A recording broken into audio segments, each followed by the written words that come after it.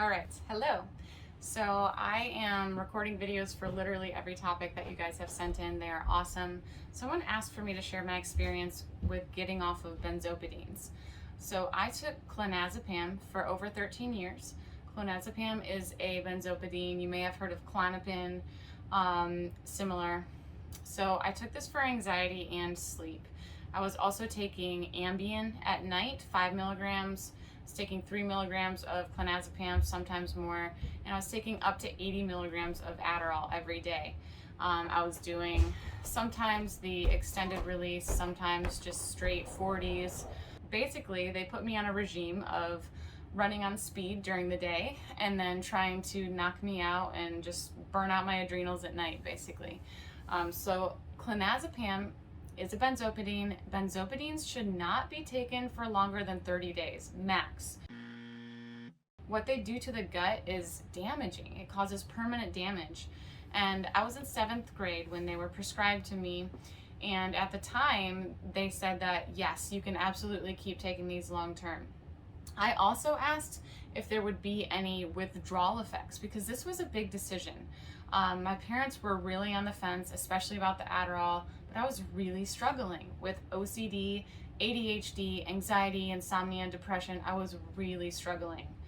And so they said, no, there's no hard withdrawal effects, you just get off of it. So I went ahead and did it. I took those for over 13 years.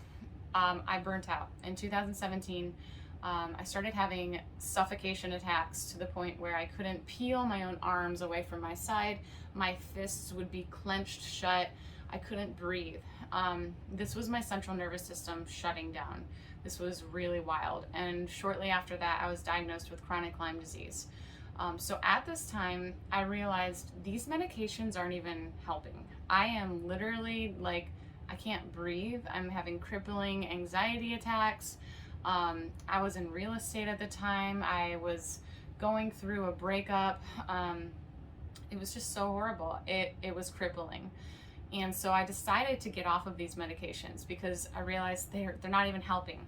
So I wanted to get to the root of the problem. I had not yet worked with functional medicine doctors, and this is when I really dove into that. And when I was diagnosed with the chronic Lyme, when I saw a Lyme literate doctor in Raleigh, North Carolina. I saw multiple Lyme literate doctors. I actually got ozone therapy in New York City for a while. Didn't do anything. I've gotten so many therapies and treatments and nothing worked until I really changed nutrition. And it's crazy, it's wild because I've never eaten the standard American diet. It was more so just removing certain anti-nutrients and finding what supports me at a bio-individual level. Back to withdrawal. So in 2017, I decided that I would get off of these medications, even if it killed me, because I wanted to try to get to the root of it. I said goodbye to traditional medicine doctors. They didn't give me advice on tapering. I did try to reach out and ask for help, but they basically said, we don't approve of you getting off of these, which is really just so unfortunate. So I did just my own tapering. I set up a schedule. I had accountability with family members, and it was very hard. Adderall was the easiest thing to taper and get off of. I basically did it cold turkey. I went down to half, I went down to 40, and then I just was like, I don't need this. I already feel horrible. So I cut that out. The Ambien took like a month to get off of. No big deal. It's not like it was helping me sleep anyways. The clonazepam was the worst. So if you are on benzodiazepines and you would like to get off of them, my most important message that I would like to express to you is please don't do it cold turkey. The effects on your brain and your neurotransmitters, your biochemistry is strong enough that you would not want to go cold turkey. It could actually create permanent damage and side effects. So it's much better to go slowly, to taper slowly. And I do work with people just to get off of benzodiazepines because they have also rocked their world in a bad way. They're very difficult to get off of, especially when they work. They do work for anxiety. They helped me to sleep at night. They helped me to relax. At one point I was down to a 16th of a pill I mean, I'm talking like a speck. This was like a speck, and it was still enough to get me out of a anxiety attack. And I'm not saying this to promote them. I'm saying it to express how difficult it is to get off of them, because you become so dependent. Your body, it just rocks your world in a bad way. So getting off of them, it's very important. Please have support, have accountability, and have a plan. So I had one of those big like bead organizers. It was like, you know, a suitcase sort of thing with all these different compartments. And I would literally set up my tapering, what it would look like for the next 3 weeks. So I was on probably 5 milligrams when I started to taper. And so I would just go down by like a fourth of a pill. I mean, I'm not talking go down a whole milligram, I'm talking like a fourth of a milligram, if that. And you want to go down like 1 week at a time or maybe 2 weeks at a time. It really depended on how much I could handle, because keep in mind, I was diagnosed with chronic Lyme disease. I had just gone through a horrible breakup. I was medically prohibited to work because I was so unstable medically. So I was moving back in with my parents. It was one of the worst. It was the worst. It was horrible. So I didn't, you know, hold myself to this rigid tapering schedule. I had this goal, but I also knew I have to be able to function. And at one point I was so close to being off of them completely.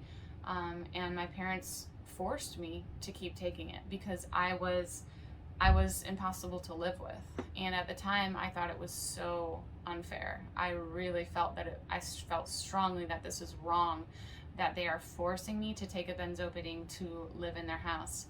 But in hindsight, I was impossible to live with. And I understand why they did that. They wanted me to be able to get off of them, but my behavior was unacceptable. I was falling apart. I remember, you know, I would ask my mom to massage me. My whole body would hurt. I would just have anxiety. I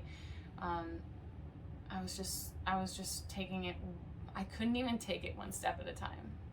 I was just so overwhelmed, and I'm so grateful to be free from that. Making this video, I didn't think I would get emotional, but that was so hard. And if you are on benzopidines and you're going through this, you can get through it. I do not have panic attacks. I have not had a panic attack for years now, truly. And I'm so grateful for that. And I sleep like a baby.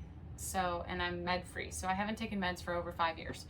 So anyways, in getting off of clonazepam, recommendations that I can make for the public without knowing more about you is the things I already mentioned. Get support, taper, go slowly, have a plan, have a schedule, and really wait until you're in an environment where you can do it. Like if you can fill your time with things that will boost your dopamine and reduce anxiety. You know, someone that I knew told me, you need to watch a funny video on YouTube every night before you try to go to bed. And I was like, really? And honestly, that was really good advice. And I use that now for my clients, because if you can move your mind from that dark place, if you can, you know, just, I couldn't even laugh at the time. I honestly couldn't laugh, but it still did help. Music, going for nature walks, those things that are really going to help you cope with anxiety. So have a good environment, have a good support system, and place these practices as your responsibility to go through. Like if you don't take the time to take care of yourself, if you don't prioritize your sleep hygiene, your nutrition, the people you spend time with, the way you spend your day, then you're gonna run into anxiety, especially during this time. So if you can utilize all of these biohacks, so to speak, behavioral, lifestyle biohacks, as well as nutritional, you're going to hedge your bets. You're gonna do a better job at being able to taper. In terms of nutrition, I do think that a ketogenic approach is very helpful. So a ketogenic approach is great for anyone who struggles with OCD, anxiety, depression, insomnia, because our brains love ketones. They love to run on ketones. And it also is anti-inflammatory. So I would definitely recommend that. If you're not wanting to be in ketosis all the time, then at least become metabolically flexible so that you can go in and out of ketosis and you can still get those benefits. even just practicing IF, intermittent fasting at night, not having insulin high when you're trying to go to sleep so that you can get those hormones going, like melatonin production, serotonin, human growth hormone.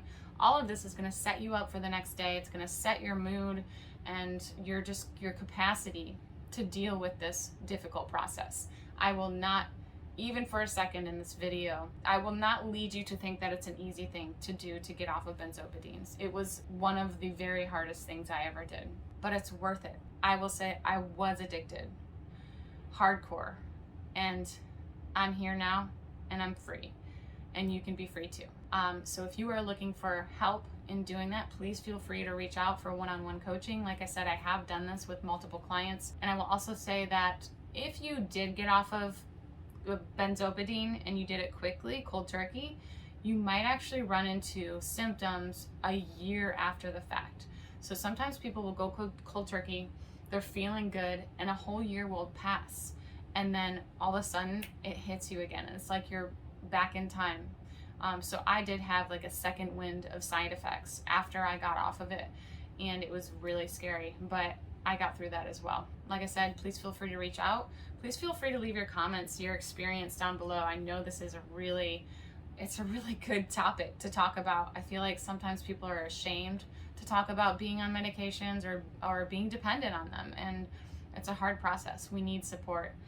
We need support to be public and easy to access, not just in these facilities that you go to get off of heavy drugs. Like, I want this to be a topic that people are comfortable to talk about, as well as eating disorders and body dysmorphia and trauma. Like, we're all dealing with something.